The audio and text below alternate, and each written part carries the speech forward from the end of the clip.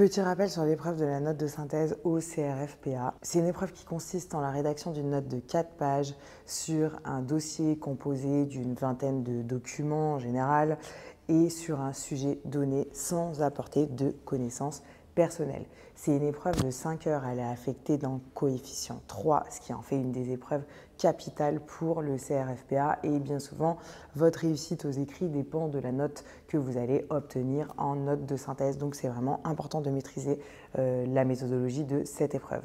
Le but de cette épreuve, ça va être d'analyser des documents, beaucoup de documents, et d'en extraire les informations utiles et les synthétiser dans le cadre d'un plan en 2 parties, 2 sous-parties avec une introduction. C'est un exercice qui correspond totalement à la pratique, au métier d'avocat parce que parfois on va avoir un client qui va débarquer avec un dossier épais comme ça avec plein de documents ou au contraire on a la partie adverse qui va nous envoyer une montagne de pièces. Notre tâche ça va être d'aller capter rapidement les bonnes informations et de savoir aller à l'essentiel. Maintenant ça va être le moment où vous allez devoir prendre des notes parce que je vais vous donner la méthodologie de la note de synthèse en 5 étapes et c'est parti pour la première étape. Première étape, vous allez devoir lire le sujet de la note de synthèse et lire le sommaire et déterminer un ordre de lecture des documents. Cette première étape, elle va vous prendre 10 minutes. Cette étape, elle va vous permettre en fait d'orienter votre lecture et surtout d'orienter votre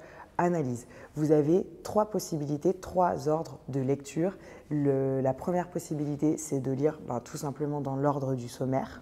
La deuxième possibilité, ça va être de lire par ordre chronologique, c'est-à-dire en lisant les documents du plus récent au plus ancien ou bien l'inverse, même si c'est plus facile de faire plutôt du plus ancien au plus récent. Et enfin, troisième et dernière possibilité, ça va être de lire les documents du plus facile au plus technique. C'est d'ailleurs l'ordre que je privilégie parce qu'en fait, ça permet de plus facilement comprendre le sujet en commençant d'abord par des documents simples en allant vers le plus technique et c'est ce qui va vous permettre de vous imprégner facilement de tout le sujet. Ça, c'était ma première étape. La deuxième étape, ça va être la lecture transversale des documents et la prise de notes. Et cette étape, elle va durer entre 1h30 et 2h en moyenne. Lecture transversale, qu'est-ce que ça veut dire? Attention à vous, ça veut dire que vous ne devez pas tout lire. Même si le sujet de la note de synthèse ne comporte pas beaucoup de documents, ce qui peut être piégeux, ne lisez pas tout par pitié.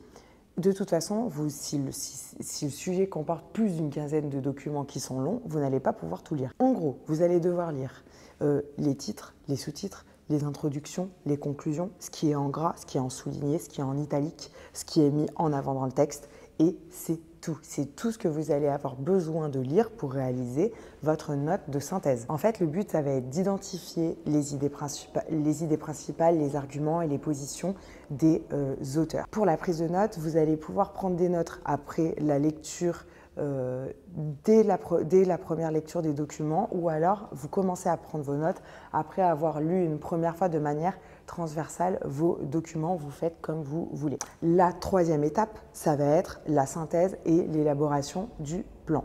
En général, cette étape, elle va durer entre 45 minutes à une bonne heure. Pour élaborer votre plan, vous allez devoir regrouper vos idées en 4 groupes. Et ne vous inquiétez pas, vous allez voir qu'il y aura toujours 4 grands groupes qui vont se dégager et vous allez avoir 4 grands groupes d'idées qui vont comporter des sous-idées. Parce que de toute façon, les documents qui vous ont été fournis de sorte à ce que vous puissiez extraire 4 grands groupes d'informations. Et ces 4 grands groupes d'informations vont correspondre à vos 4 sous-parties. Pour classer vos idées, moi j'ai créé 3 techniques. La première technique, c'est la technique des 5 surligneurs. En gros, vous utilisez 5 surligneurs de couleurs différentes. Une couleur par groupe d'idées plus une couleur pour l'introduction. Et en gros, vous allez venir surligner vos notes en fonction de la couleur que vous avez choisie pour le groupe auquel vous l'avez affecté. Et ensuite, vous donnez une légende à votre couleur et la légende, ça va être les plans de votre cours. Ça, c'est la technique des 5 surligneurs. Vous pouvez également regrouper vos 4 grands groupes d'idées sur 4 nouvelles feuilles de brouillon, plus une 5e feuille de brouillon pour l'introduction. Et là, vous allez venir noter vos notes, placer vos notes sur la feuille de brouillon correspondantes à votre grande idée. Et enfin, vous allez pouvoir utiliser une technique qui consiste à utiliser un nouveau brouillon. Vous le prenez en format paysage, vous faites comme ça, une croix. Donc vous avez un tableau en fait à 4 entrées. Et dans ce tableau à 4 entrées, vous allez venir mettre les mots-clés qui vont ensemble dans vos 4 groupes. Et ça va vous permettre de constituer vos 2 sous-parties et vos 2 grandes parties du plan.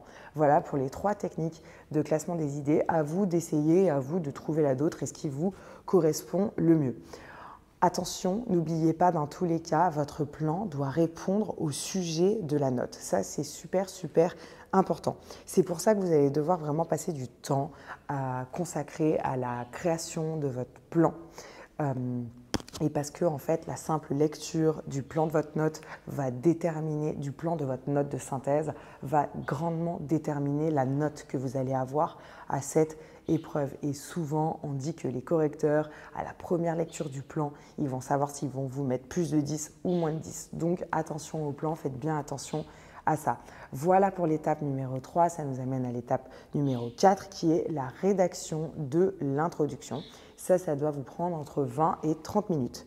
Dans l'introduction, vous allez présenter brièvement le sujet, le contexte de manière générale pour ensuite venir au sujet de la note. En gros, c'est une introduction en entonnoir classique. On part du plus large pour arriver au plus précis.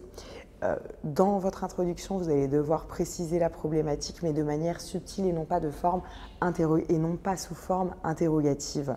Et enfin, vous allez annoncer votre plan toujours de manière subtile. Premièrement, nous verrons dans un premier temps ça en oubli complet, mais je pense que ça, vous commencez à le savoir.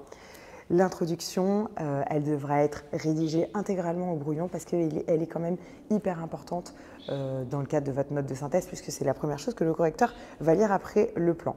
Et elle ne devra pas faire plus de 8 lignes, grosso modo. Attention, aucune idée essentielle ne doit être développée dans l'introduction. L'idéal pour l'introduction, ça va être d'utiliser des documents anecdotiques ou des documents comportant des statistiques. 5e et dernière étape, ça va être la rédaction de votre note de synthèse. Ça va vous prendre en général entre 45 minutes si vous écrivez vite et 1h15 grosso modo. Pour la rédaction de la note, vous devez faire des phrases simples, claires, courtes, qui ne doivent pas être interprétées. Les titres des parties et des sous-parties doivent être apparents, c'est-à-dire que vous les soulignez, mais pas les paragraphes, parce que dans chacune de vos sous-parties, vous allez en général faire entre 2 et 3 paragraphes maximum. Pour identifier les paragraphes, vous revenez à la ligne et vous laissez un alinéa. Vous devez introduire vos sous-parties avec des chapeaux subtils et vous devez faire des transitions subtiles entre vos sous-parties et entre les paragraphes. Je vous conseille d'utiliser un maximum de mots de liaison. Une phrase sans mots de liaison, c'est une phrase qui est totalement random, sortie de nulle part. Les mots de liaison, c'est cependant, néanmoins, dès lors, car, donc, pourquoi, en effet, etc., etc. Pourquoi vous devez utiliser un maximum de mots de liaison dans votre note de synthèse? Parce qu'il doit y avoir un lien logique continu. Tous les éléments doivent s'enchaîner et c'est ce qui fait une bonne note de synthèse, ça joue également là-dessus.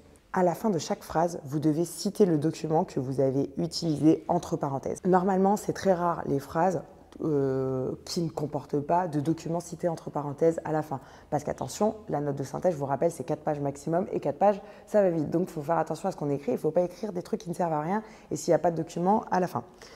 4 pages maximum, c'est vrai, mais vous allez avoir une tolérance pour le haut de la 5e page parce qu'en fait, ça correspond aux pages d'examen. Et au début de la page d'examen, vous avez là tout le petit encart pour pouvoir mettre votre numéro d'étudiant, etc., etc. Donc, tolérance pour le haut de la 5e page. Voilà pour la 5e étape. Et enfin, il y a une 6e et mini-étape, ça va être la relecture. Vous venez de vous taper une épreuve de presque 5 heures, parce que normalement, vous devez vous conserver du temps pour la relecture. Je vous conseille, s'il vous reste du temps, soufflez 5 minutes, regardez par la fenêtre pour pouvoir prendre suffisamment de recul et ensuite relire votre note de synthèse sans la relire avec des fautes. Parce que souvent, quand on se relit trop rapidement, on relit, en tout cas moi c'est mon cas, je relis mes fautes et donc ça aide pas. Donc voilà, relecture importante, les fautes importantes. Maintenant, ça va être à vous de jouer et à vous entraîner à réaliser des notes de synthèse.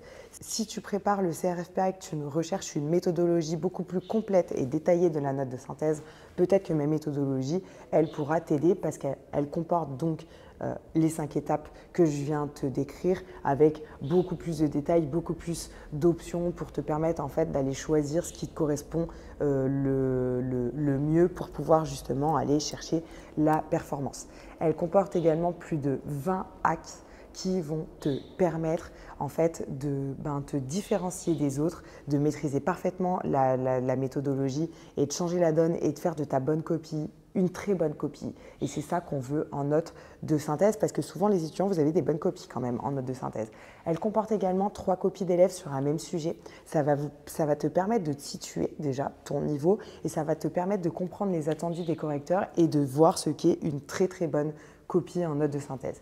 Et enfin, elle va comporter la fiche outil Pimper sa copie où je vais vous donner des conseils en expression écrite parce que l'expression écrite, ça change la donne également pour la note de synthèse, c'est hyper important. Et enfin, tu vas trouver des petites fiches bonus qui vont être des planeurs et des tableaux pour t'organiser pour le CRFPA. Je te mets le lien de tout ça en description de la vidéo. Si tu as des questions, n'hésite pas à les poser en commentaire de cette vidéo ou bien me les poser en DM sur Instagram. Je me ferai un plaisir de te répondre. Je te souhaite bon courage dans tes révisions.